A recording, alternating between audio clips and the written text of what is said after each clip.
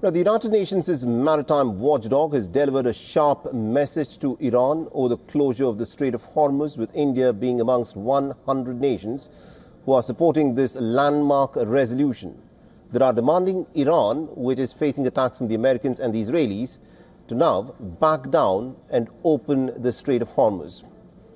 In an extraordinary session in London, the International Maritime Organization Council has strongly condemned the Iranian attacks on commercial vessels and its purported closure of the vital waterways, warning that such actions represent a grave danger to life, particularly to seafarers, and has posed some serious risk to marine environments.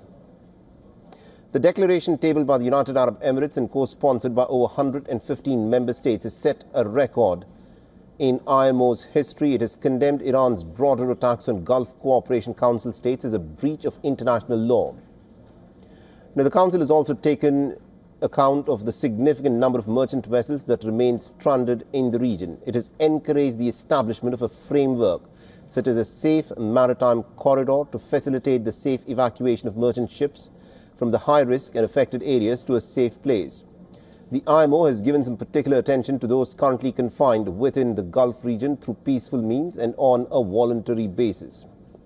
Now, India is in fact amongst the key supporters, having co-sponsored the draft declaration submitted earlier, and India's envoy to the United Kingdom, Vikram Doraiswamy, has expressed some deep concerns over escalating attacks in West Asia.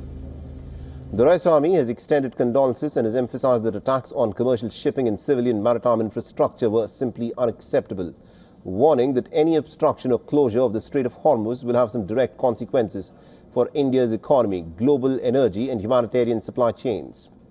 The IMO has termed the security situation in the Arabian Sea, the Sea of Oman and Gulf region as critical and deteriorating, describing it as a grave danger to life for seafarers. And over 20 vessels, including bulk carriers, tankers and container ships, have reported direct strikes since the 1st of March, with approximately 20,000 seafarers currently trapped on board the ships. Vessels have also been reported severe GPS interference, elevating the risk of navigational errors, while shipping insurance premium has either seen a big jump or has been withdrawn.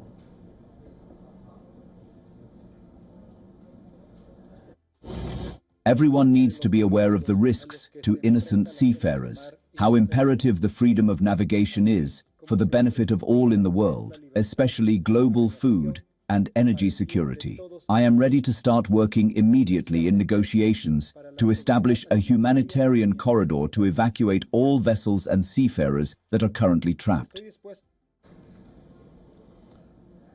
Though the resolution eventually passed with record backing from 92 member states, the Council noted that the wording did not fully reflect the diverse perspectives of all members. Several delegations raised concerns the draft declaration lacked balance, inclusivity and viability. China led the charge, saying that the motion primarily focused on condemning one-party Iran without adequately addressing the root causes of the conflict. And for more on this, WION's Assistant Editor for Foreign Affairs, Siddhant Sibil, has sent us this report. Listen in.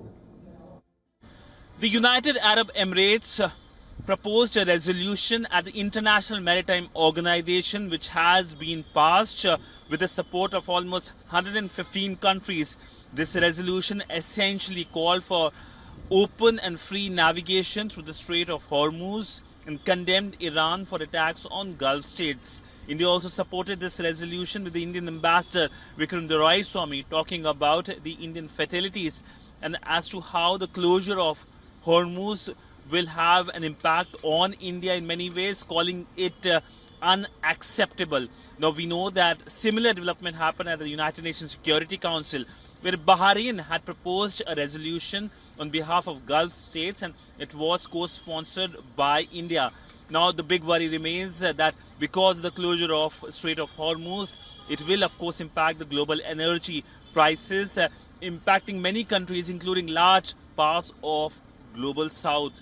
India has been taking its own measures, but there are other countries also taking own measures, like, for example, Sri Lanka, where we have seen 4-day week.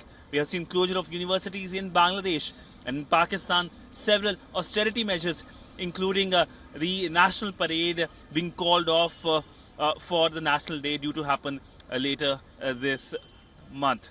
With video journalist Piyush Siddhansubal for WION in New Delhi.